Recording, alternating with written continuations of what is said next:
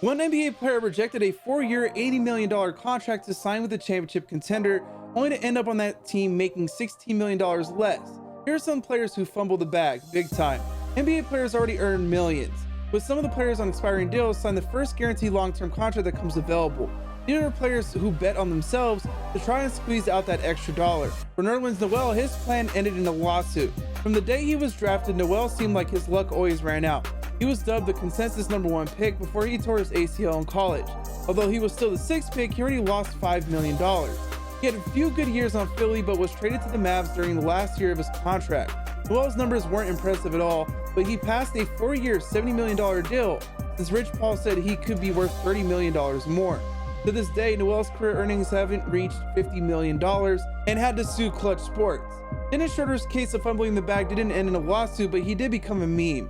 If there's one thing NBA players should know by now, it's that LeBron can make anyone look like a star, and he had the Lakers convinced Schroeder was their point guard of the future despite averaging only 15 points and 5 assists. Lakers offered him a max 4-year, $84 million extension. In the middle of the 2020-2021 season, Schroeder thought he was worth a lot more. The ending, an MLE deal with the Celtics. Fast forward 3 years later, Schroeder hasn't made half of what he would have made that season if he signed that extension. It's not all bad though. Schroeder does still get minutes, and he had a chance to secure the bag.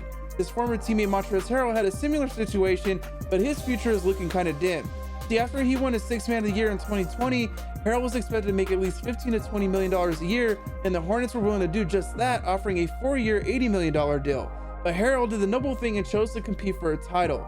But the Lakers did sign him to a decent 2-year, $19 million deal. Harrell's risks didn't play off. He's been on a new team each year and fresh off the worst season of his career.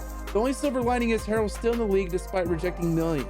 Latrell Sprewell never signed another contract, and he rejected the bag and even went bankrupt. The Wolves offered him a 3-year, $21 million extension, but Sprewell said it wasn't enough money to feed his family. He did get the vet minimum deals and MLE offers, but he never took them. He was sued in 2007 for $200 million for not paying child support, and his legal problems just got a lot worse from there. So while it's good that some guys know how much they're truly worth, you shouldn't get too greedy because you might just lose millions of dollars doing so.